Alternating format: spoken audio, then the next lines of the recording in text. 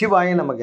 சென்னையில் உள்ள திருவொற்றியூர் எண்ணூர் சாலையில் கடற்கரையோரம் அமைந்துள்ள திருவெண்காட்டார் என்று அழைக்கப்படும் பட்டினத்தாரின் திருக்கோயிலை தான் இந்த காணொளியில் நாம் தரிசனம் செய்ய இருக்கிறோம். 9ஆம் நூற்றாண்டில் வாழ்ந்த தீவிர சிவபக்தரான பட்டினத்தார் நாட்டை ஆளக்கூடிய அரசனை விட பணக்காரராகவும் பிச்சை எடுக்கும் துறவியாகவும் வாழ்ந்து காட்டியவர்தான் பட்டினத்தார்.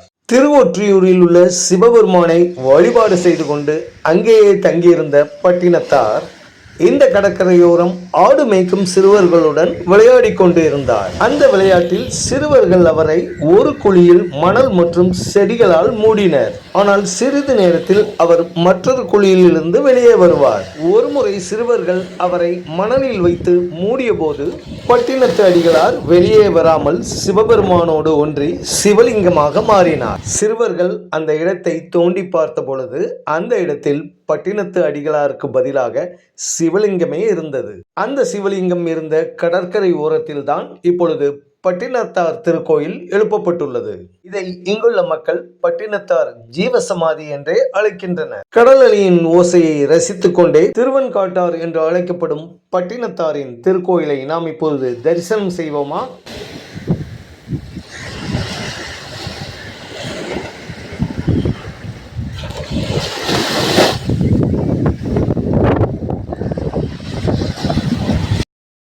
திருக்கோயிலின் நுழைவு வாயிலை தான் நாம் இப்பொழுது பார்த்து கொண்டிருக்கிறோம்.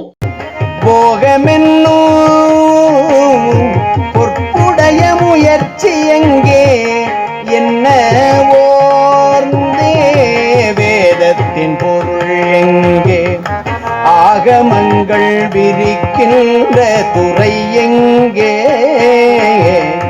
விளங்கும் ஞான போதத்தின் திறம் எங்கே யோகமென்னும் பொற்புடைய முயற்சி எங்கே என்ன ஓர்ந்தே என்னும் ஏதத்தின் உடல் பிறந்த நெஞ்சம் மாறி பார்ப்போர் வழி சொல்வேன் அருணை. பட்டினத்தார் திருக்கோயிலின் விமானத்தை தான் நாம் இப்பொழுது இங்கே தரிசனம் செய்து கொண்டிருக்கிறோம். அழகான தேவார பாடலை கேட்டுக்கொண்டே நாம் பட்டினத்தார் திருக்கோயிலுக்குள் செல்வோமா?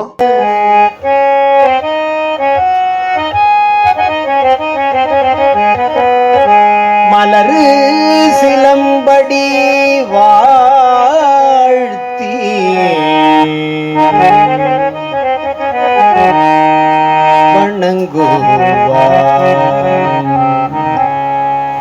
வேதவற்பிலே புனத்தில் மேவி நிற்கும் அபிராம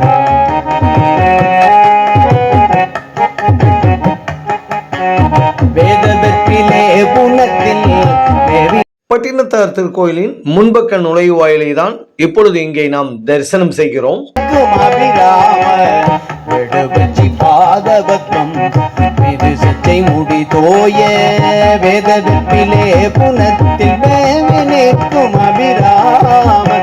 நுழைவாயிலின் மேற்புறம் கையில் கரும்புடன் நின்ற கோலத்தில் அருள் பாவித்துக் கொண்டிருக்கும் பட்டினத்தாரின் அழகிய திருவுருவம். ஆரிரட்டி புயனேய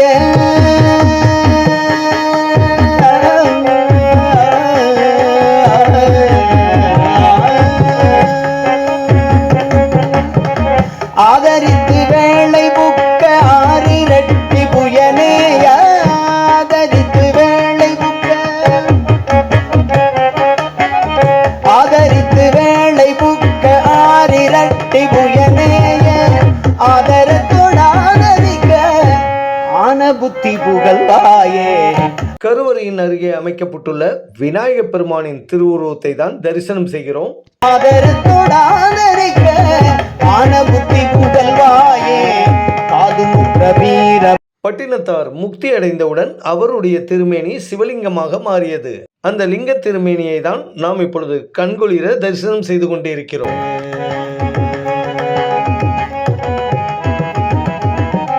சிவ சிவ என்கிலத்தே சிவ சிவ பட்டினத்தாரின் உற்சவ திருமேனியை தான் நாம் இப்பொழுது இங்கே தரிசனம் செய்கிறோம். சிவ சிவ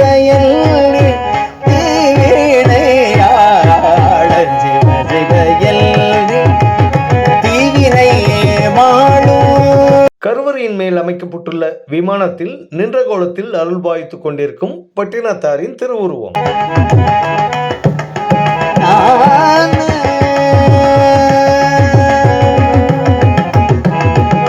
சிவ சிவ என்றிட தேவரும் அவர். திருக்கோயிலின் திருச்சுற்றை தான் நாம் இப்பொழுது வலம் வந்து கொண்டு இருக்கிறோம். பட்டினத்தார் கையில் வைத்திருக்கும் பேய்கரும்பு என்று அழைக்கப்படும் ஒரு வகை கரும்பே இந்த திருக்கோயிலின் ஸ்தல விருட்சமாகும். இந்த கரும்பானது சாதாரண கரும்பு போன்ற தோன்றினாலும் கசப்பு மற்றும் துவர்ப்பு சுவை உடையது. நம்முடைய வாழ்க்கையில் செல்வம், பொருள் எல்லாம் நிலையற்றவை.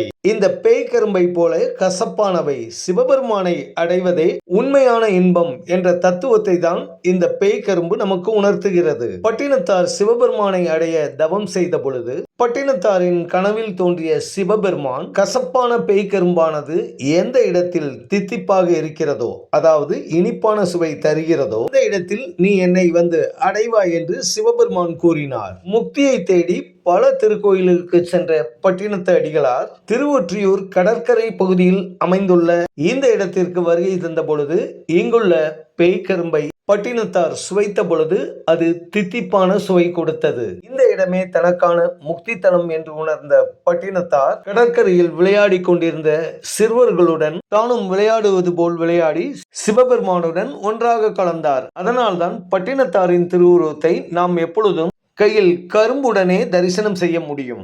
ஸ்தல விருட்சமான அந்த பேய் கரும்பை தான் இப்பொழுது நாம் இங்கே தரிசனம் செய்து கொண்டிருக்கிறோம். ஸ்தல விருட்சத்திற்கு அருகே அமைந்துள்ள தனி சன்னதியில் அருள்பாய்த்துக் கொண்டிருக்கும் சண்டிகேஸ்வர பெருமான்.